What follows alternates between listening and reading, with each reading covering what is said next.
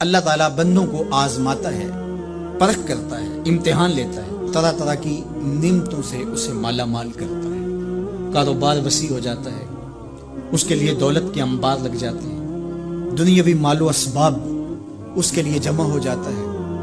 منصب ملتا ہے، عہدہ ملتا ہے، اقتدار ملتا ہے، شان و شوکت ملتی ہے، لوگوں کے دلوں میں اس کا گھر بنتا ہے، تو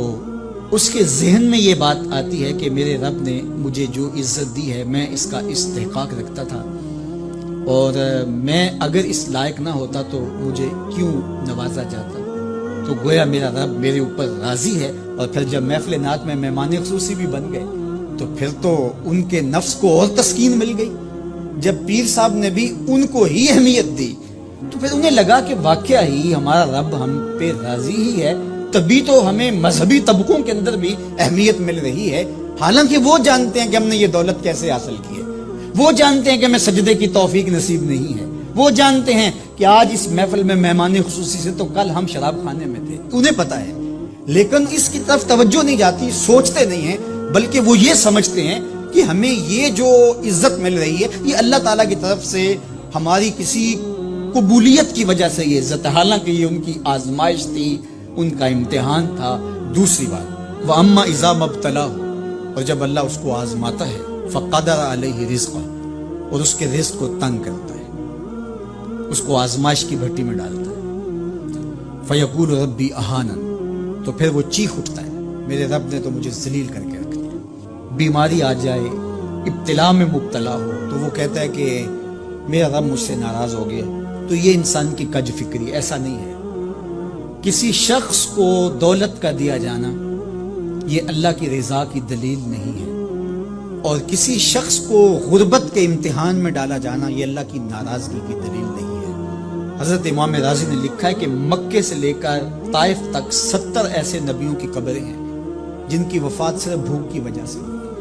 تکلیفوں میں، آزمائشوں میں، امتحانوں میں، ابتلاؤں میں اس کے بندے رہے۔ میرے اور آپ کے آقا و مولا حضور ختمی المرتبت کے گھر میں کبھی برابر چولہا نہیں جلتا تھا، کبھی کھانے کے لیے کچھ میسر نہیں ہوتا تھا، پانی پی کے اور کھجور کھا کے گزارا ہوتا تھا، تو یہ تو کوئی دلیل نہیں ہے۔ اللہ کی رضا کی دلیل کیا ہے؟ نیکی کی توفیق مل جانا۔ اور اللہ کی ناراضگی کی دلیل کیا ہے؟ کسی شخص کا گناہ پہ دلیل ہو جانا۔ کوئی بندہ گناہ پہ دلیر ہے اور معصیت، نافرمانیاں، اللہ کے حکموں کو توڑنا اس کا مزاج ہے، تو سمجھو اللہ اس سے ناراض ہے۔ اور اگر کسی کو اللہ نے سجدے کی توفیق دی ہے، کسی کو اللہ نے اپنے راستے میں خلوص کے ساتھ خرچ کرنے کی توفیقات عطا کی ہے، حلال حرام کی تمیز اس کو عطا کر دی گئی ہے، تو پھر سمجھ لو کہ اللہ اس پہ راضی ہے۔ باقی رہی بات کہ کسی کو دولت کا زیادہ دیا جانا، کسی کو کم دیا جانا، تو یہ آزمائش ہے۔ اب جو اہل ایمان ہیں، اللہ کے بندے ہیں، وہ کیا کرتے ہیں؟ جب دولت زیادہ ملتی ہے، اقتدار ملتا ہے، منصب ملتا ہے، تو بس اللہ کے شکر کے دائرے میں آ جاتے ہیں، اور جب مصیبت آتی ہے، تکلیف آتی ہے، اذیتوں میں مبتلا ہوتے ہیں، تو پھر وہ یہ نہیں کہتے کہ ہمارے رب نے ہمیں ذلیل کر دیا، بلکہ وہ اس پہ صبر کرتے ہیں اور اللہ کے حضور دعائیں کرتے ہیں، التجائیں کرتے ہیں کہ مالک تو نے جو جس آزمائش میں ڈالا ہمیں پورا اترنے کی توفیق نصیب فرما، ہماری سفید پوشی کا بھرم نہ ٹوٹے،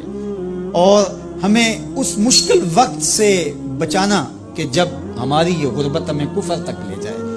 اور جب ان کو دولت مندی دی جاتی ہے تو وہ ڈرتے ہیں کہ اللہ ایسا نہ ہو کہ یہ دولت ہمیں فرعون بنا دے، یہ دولت ہمیں نمرود بنا دے، ہمارے اندر بخل پیدا ہو، تکبر پیدا ہو، ہمارے اندر غرور پیدا ہو، تو وہ اس حالت کے اندر اللہ تعالیٰ کا شکر یا دوسری حالت میں اللہ کے حضور صبر کی توفیق مانگتے ہیں اور صبر کے ساتھ اپنی زندگی گزارتے ہیں۔